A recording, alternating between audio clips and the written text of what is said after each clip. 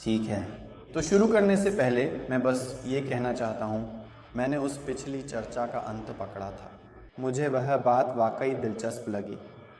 इस सत्र के अंत में मैं आप सभी को एक क्यूआर कोड और उसके साथ कुछ टेक्स्ट दिखाऊंगा, और वह एक बिना रुके होने वाला गुमनाम प्रस्ताव होगा जिसमें दो संपत्तियों का आदान प्रदान किया जाएगा।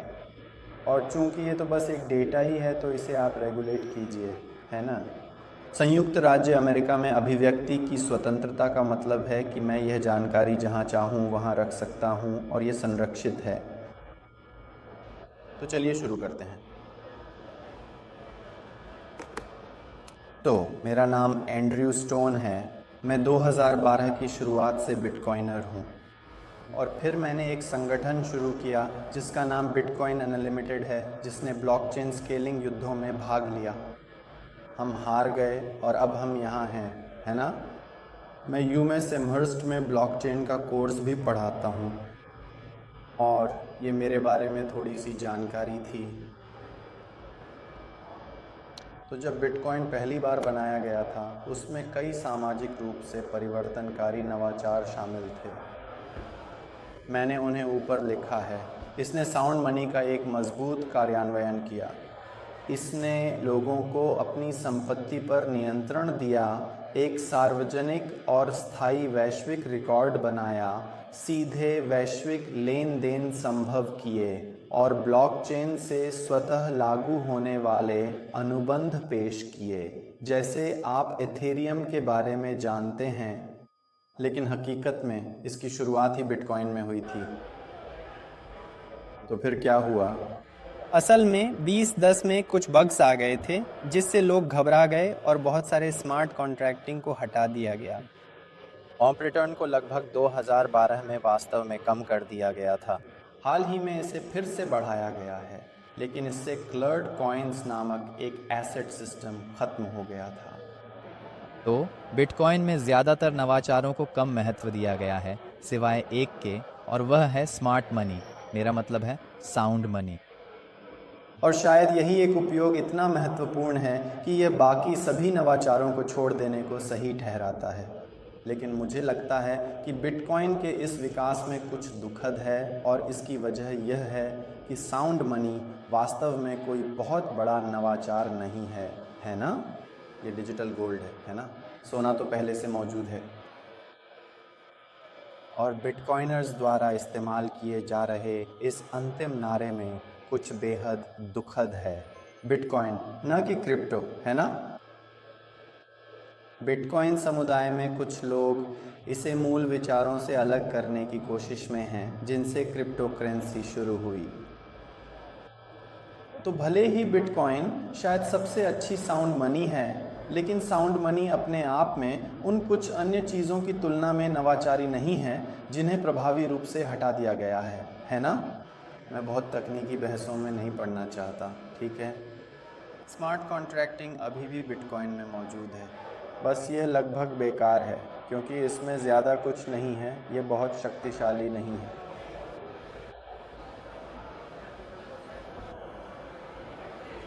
ठीक है, शायद हमें ये अन्य गुणों की ज़रूरत नहीं है ना, क्योंकि इंटरनेट पहले से ही परफेक्ट है, तो हमें कोई और समस्या हल करने की ज़रूरत क्यों होगी, है ना। आज के इंटरनेट को देखकर यह दावा करना मुश्किल है। सोशल मीडिया पर हर जगह झूठ और गलत जानकारी फैली हुई है, और जैसे जैसे विज्ञापन एक दूसरे से प्रतिस्पर्धा करते हैं, मैंने ये कुछ स्क्रीनशॉट्स कल रात ही लिए थे, है ना। तो लगभग पूरी सूचना अर्थव्यवस्था को विज्ञापन के पैसों से चलाने की यह एक निष्फल कोशिश है।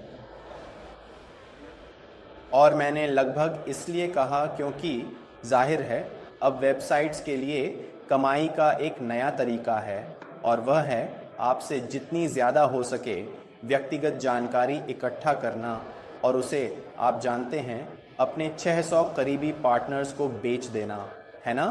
तो भले ही आप भुगतान करना चाहें, यह भी मुश्किल है, आप जानते हैं।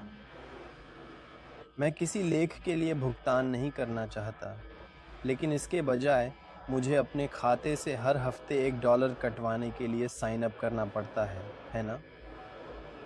तो कुल $50।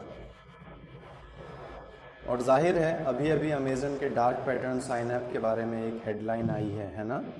जैसे किसी व्यवसाय के पास आपके बैंक खाते से समय समय पर पैसे निकालने की क्षमता होना बुनियादी रूप से गलत है और फिर आपको उस व्यवसाय से संपर्क करना पड़ता है ताकि ऐसा ना हो, जबकि इसके बजाय आप अपने बैंक खाते में ही भुगतान को रोक सकते हैं।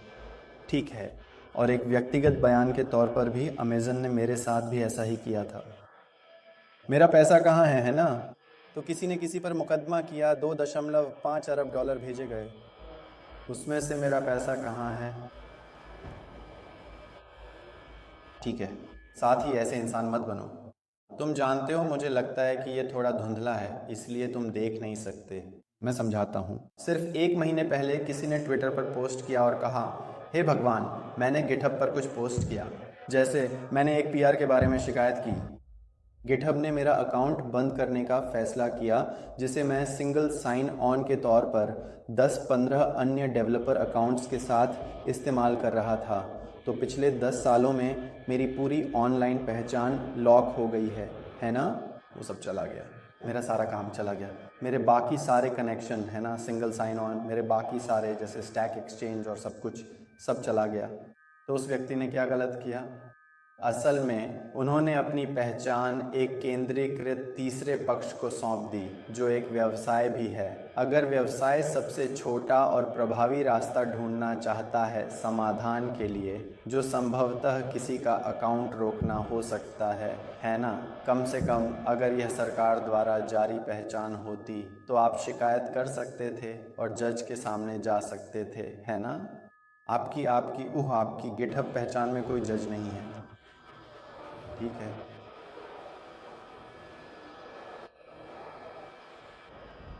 तो मैं क्रिप्टो कहता हूँ, बिटकॉइन नहीं। चलिए वापस चलते हैं उन शुरुआती विचारों पर जो वास्तव में चीज़ों को नवाचारपूर्ण बनाते हैं। ब्लॉकचेन मूल रूप से पहचान, स्वामित्व और विनिमय की एक भाषा है। हमने ये खो दिया है जब हम इन संपत्तियों से ETF बनाते हैं और केवल बिटकॉइन को मजबूत मुद्रा के रूप में देखते हैं। कुछ उदाहरण, कुछ छोटे छोटे टीजर। ठीक है, मैंने 2 वेब पेज दाईं ओर रखे हैं। ये जाहिर तौर पर प्रोटोटाइप और साधारण चीज़ें हैं। आप इसे आज वेब पर एक्सेस कर सकते हैं, लेकिन ये हमारा किया हुआ काम है। अगर आप लॉग इन करना चाहते हैं तो अपना फ़ोन लें, उसे QR कोड पर दिखाएं और स्कैन लॉग इन पर क्लिक करें, बस हो गया। और आपका पासवर्ड कभी भी इंटरनेट पर नहीं भेजा जाता, ये तो ब्राउज़र तक भी नहीं भेजा जाता है ना।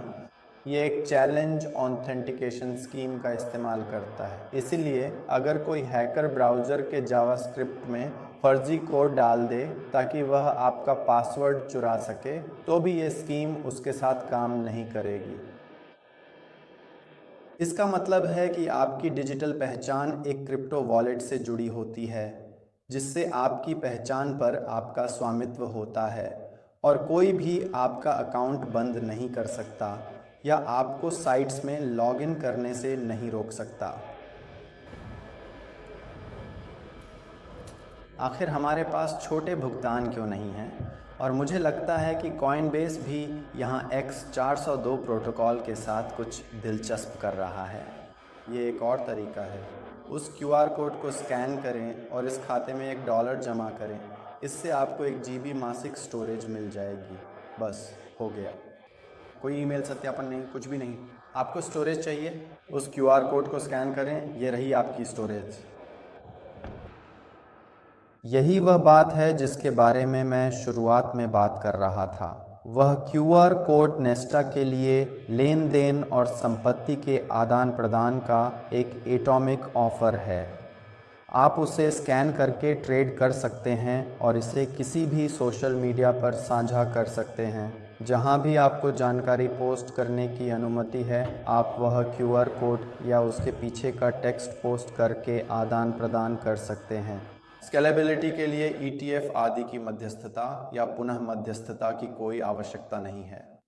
ठीक है, तो ये थोड़ा सा है कि नेस्टा इन समस्याओं को हल करने के लिए क्या कर सकता है, और यही वह जगह है जहां मुझे उम्मीद है कि हम क्रिप्टो करेंसी के साथ जा सकते हैं, सिर्फ नंबर बढ़ने या आप जानते हैं क्या यह साउंड मनी है, इस पर विचार करने के बजाय।